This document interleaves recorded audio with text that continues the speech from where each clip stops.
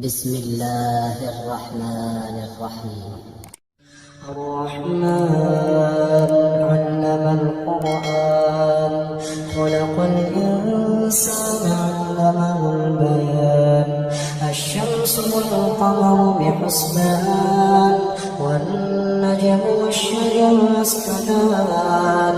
والسماء رفعها ووضع الميزان ألا تطغوا في الميزان وأقيموا الوزن بالقسط ولا تخسروا الميزان والأرض وضعها للأنام فيها فاكهة والنخل ذات الأكمام والحب ذو العصف والريحان فبأي آلاء ربكما تكذبان خلق الإنسان من صلصال كالفخار وخلق الجن من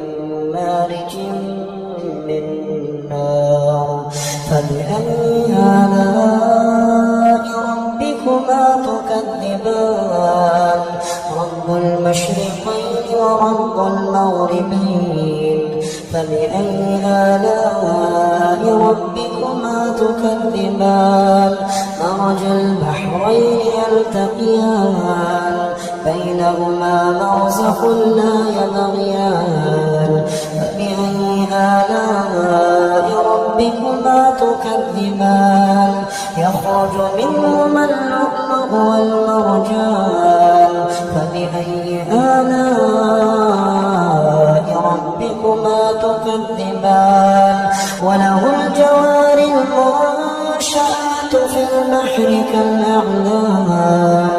فبأي آلاء ربكما تكذبان كل من عليها فان ويبقى وجه ربك ذو الجلال والإكرام فبأي آلاء